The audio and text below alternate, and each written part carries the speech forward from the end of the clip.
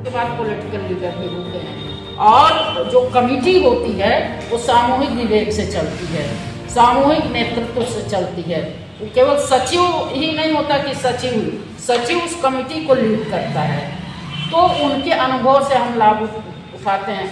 यही तर्क ले आकर के आप ये भी कह सकते हैं कि दीपंकर जी तो इतने साल से महासचिव हैं, क्या कोई और नहीं है? बात ऐसी नहीं होती है। आप ईरान का इस बहुत मेल नहीं है, लेकिन हम एक तुकबंदी कर रहे हैं। ईरान में अमेरिका ने खमनई को मार करके सोचा कि युद्ध खत्म हो गया, अब जो है वहाँ विद्रोह हो जाएगा और नई सरकार बन जाएगी, मेरा काम खत्म। लेकिन क्या वहाँ कुछ हुआ?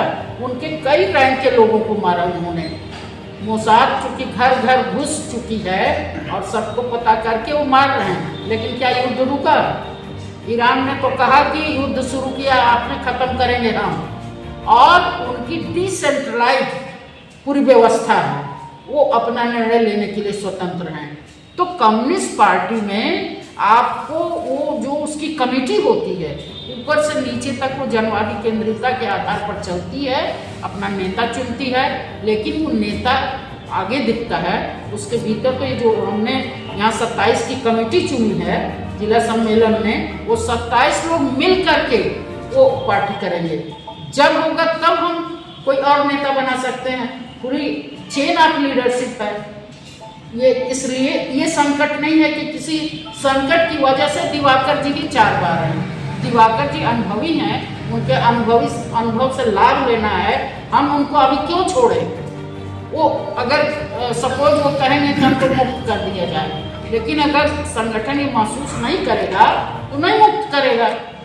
जन संगठन जो है पार्टी का जो जन संगठन हाँ, है, बहुत अभी इस बात को कंप्लीट कर लीजिए। तो ये हमारे कमेटी का सिस्टम होता है।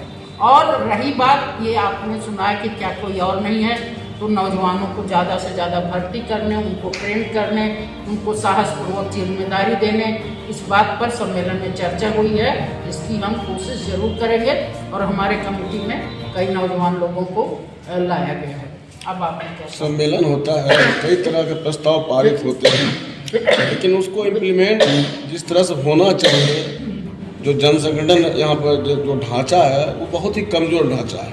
पार्टी का जो जन संगठन, कोई भी ऐसी इकाई नहीं है जहाँ मजबूत पार्टी की पहल हो, मजबूत पकड़ हो भाकपा मारे की, चाहे वो छात्रों के सवाल पर हो, चाहे युवाओं के सवाल पर हो, मजदूरों के सवाल पर हो, सफाई कर्मियों के सवाल पर हो, महिलाओं के सवाल। हम तो आशावादी हैं।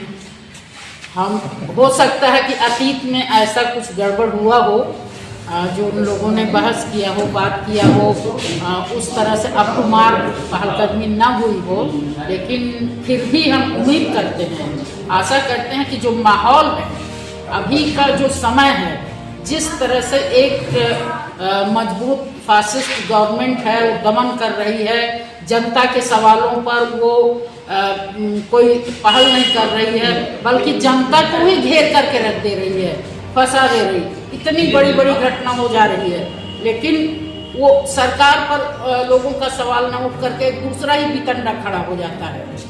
जिस देश में वो संसद के भीतर सांसद लोगों को भी वो कर दिया जाता है, निलंबित कर दिया जाता है, वो बोलने नहीं तक दिया जाता है जो विपक्ष के नेता हैं, जहां इस तरह का संकट है, जनता का भी संकट है, भूमिहीन मजदूरों को उजाड़ा जा रहा है और संसद में उस तरह की हालत है।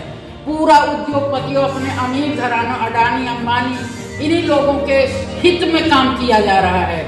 तो ऐसे सिचुएशन में, और एक तरफ सांप्रदायिक फासिज्म है, पूरा दंगा फसादी करने, हिंदू मुस्लिम, हिंदुस्तान पाकिस्तान, घुसपैठिए, एक भी घुसपैठी चुनाव में नहीं पकड़े गए, लेकिन उसी सवाल पर पूरा वो कर दिए गए। तो जब ऐसी सिचुएशन है तो यहाँ भी चैलेंज, और जहाँ गिरिराज सिंह जैसे जहर उगलने वाले सांप्रदायिक फासिस्ट नेता हैं, जनप्रतिनिधि हैं, तो ऐसे में निश्चित रूप से जन संगठनों को भी मजबूत करेंगे हमारे कामरेड लोग, नई कमेटी के लोग, और पार्टी को भी मजबूत करेंगे, वैचारिक धार भी देंगे, आंदोलन, संगठन और विचार, ये कम्युनिस्ट पार्टी के तीन तत्व हैं जिसको लेकर के एक ऐसी कम्युनिस्ट पार्टी बनती है, एक ऐसा हथियार तैयार होता है कि उस हथियार से दुश्मनों से हम लड़ते हैं।